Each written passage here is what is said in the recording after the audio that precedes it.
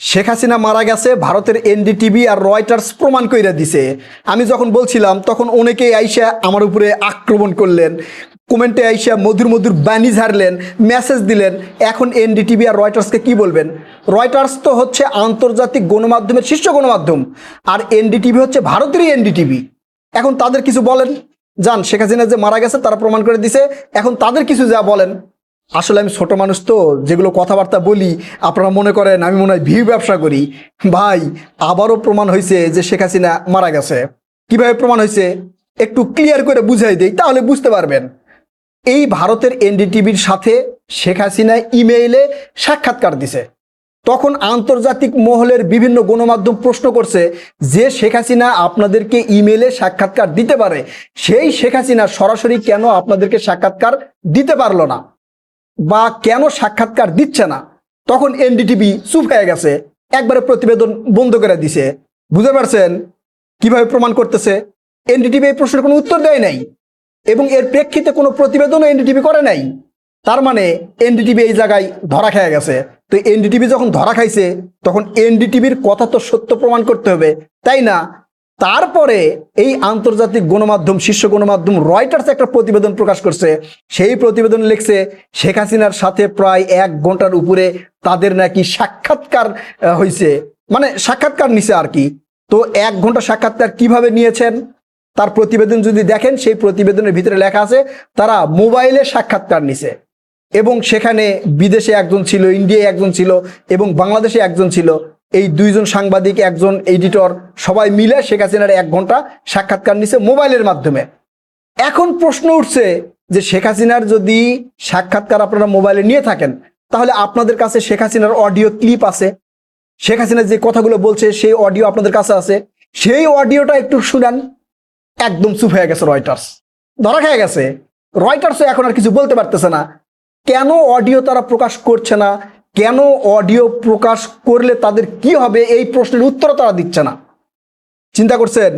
অর্থাৎ ভারতের এনডিটিভি তাদের যেই প্রতিবেদন শেখ হাসিনার সাথে ইমেল সাক্ষাৎকার, সেটাকে ইস্টাবলিশমেন্ট করতে রয়টার্সের দ্বারস্থ হয়েছে। রয়টার্সও এনডিটিভিকে বাঁচাতে যেয়ে ধূপ করে ধরা খাইছে। কোনো প্রশ্নের উত্তর এই রয়টার্স দিতে পারতেছে না। এখন রয়টার্স এটা বলতেও পারতেছে না যে আমাদের কাছে শেখ হাসিনার অডিও ক্লিপ নাই। এটা যদি বলে তখন তো রয়টার্স ধরা খাবে যে রয়টার্স আপনি একজন গণমাধ্যম, এই গণমাধ্যম শুধু একটা দেশের না, আন্তর্জাতিক গণমাধ্যম। সেই গণমাধ্যমের সাথে শেখ হাসিনা ইন্টারভিউ দিছে, কথা বলছে, সেটার রেকর্ড আপনাদের কাছে নাই। সেই রেকর্ড আপনারা কেন প্রকাশ করতেছেন না? কারণ তারাও এনডিটিভিকে বাঁচাতে যায় ধরা খাইছে, এখন আর কোনো উত্তর দিতে পারতেছে না। বুঝতে পারছেন?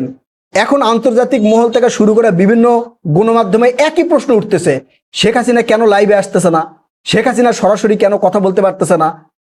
এখন মানে অনেকেই মনে করতেছে আর কি যে শেখ হাসিনাকে আল্লাহ তাআলা নিয়ে গেছে। আমি তো অনেক আগেই বলছিলাম যে শেখ হাসিনা জয় বাংলা হয়ে গেছে। বুঝতে পারছেন? শেখ হাসিনা আগে মানে প্রথম দিকে শোনা গেল যে তিনি এই পার্কে ওই পার্কে হাঁটতেছে, শোনা গেছে, ভিডিও নেই, অডিও নেই। সেটা নিয়েও প্রশ্ন উঠছে যে শেখ হাসিনা প্রথম দিকে একটা মানুষের নিরাপত্তা বা সিকিউরিটি ব্যবস্থা দিন দিন হালকা হয়। প্রথম দিকে যেমন যে হারে সিকিউরিটি দেওয়া হয়, এই যে তারেক রহমান যখন বাংলাদেশে আসলেন তখন তাকে যে সিকিউরিটি দেওয়া হয়েছে, এখন কি সেই সিকিউরিটি আছে? নাই।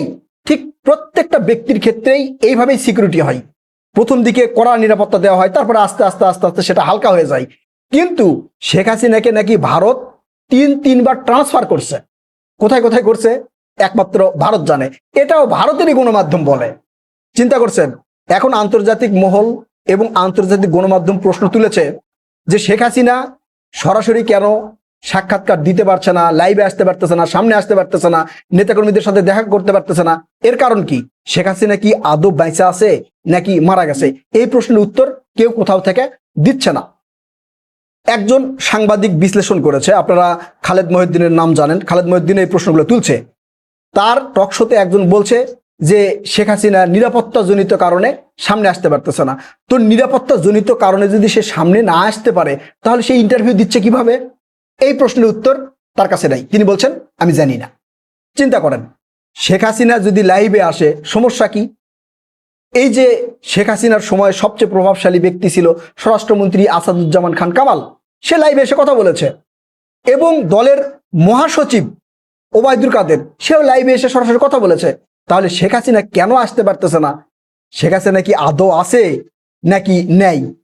শেখ হাসিনা যে নেই, জয় বাংলা হয়ে গেছে, সেটা কিন্তু আমি অনেক আগে বলছি। এখন আস্তে আস্তে প্রমাণ হচ্ছে। আওয়ামী লীগের এই যে লুটপাট করা টাকা পয়সা বিদেশে নিয়ে যায় বিভিন্ন সংস্থাকে দিয়ে প্রমাণ করানোর চেষ্টা করা হচ্ছে শেখ হাসিনা বেঁচে আছে। আসলে শেখ হাসিনা বেঁচে না। এই যে শেখ হাসিনা বলতেছে আমি চট করে ঢুকে যাবো বাংলাদেশে, এই বছরেই বাংলাদেশে যাচ্ছি, সামনের সপ্তাহে বাংলাদেশে ঢুকতেছি, কিন্তু ভারতের পররাষ্ট্র মন্ত্রণালয় থেকে বলা হয়েছে কি, এই যে জয়সওয়াল, ভারতের পররাষ্ট্রমন্ত্রী জয়সওয়াল, সে বলছে যে শেখ হাসিনাকে বাংলাদেশে প্রত্যাবর্তন করতে হবে আইনি প্রক্রিয়ায়। আইনি প্রক্রিয়া কিভাবে করবে? আইনি প্রক্রিয়ায় করতে হলে বন্দি চুক্তি যেটা আছে সেই বন্দি চুক্তির বিনিময় করতে হবে। বন্দি চুক্তির 6 খতে উল্লেখ করা আছে কোনো একটা ব্যক্তিকে যখন বন্দি বিনিময় করা হবে তখন তার বিষয়ে নিশ্চিত হতে হবে যে যেই দেশে তাকে পাঠানো হবে ওই দেশে গেলে তার প্রাণনাশের হুমকি আছে কিনা, সে আইনের কাঠগড়ায় দাঁড়িয়ে কোনো ধরনের সমস্যায় পড়বে কিনা, বা আইনি কোনো রায় আছে কিনা, তারপর তার সাথে বন্দি বিনিময় চুক্তি হবে এবং সেই ব্যক্তিকে ওই দেশে পাঠানো হবে। এটা হচ্ছে বন্দি বিনিময় চুক্তির আইন। তো শেখ হাসিনার ফাঁসির রায় হয়ে আছে, সেই শেখ হাসিনা বাংলাদেশে আসতে চাইলেও আর আসতে পারবে? ভারতের পররাষ্ট্রমন্ত্রী জানে যে আসলে শেখ হাসিনাকে পাঠানো সম্ভব না, কিন্তু শেখ হাসিনাকে যে করে হোক বাইসা রাখতে হবে। এটাই হচ্ছে কাঠসাজি দাদাবাবুদের দেশের। কারণ বাংলাদেশের মধ্যে এখন তো আর সেই দাদাবাবুদের আধিপত্য নাই।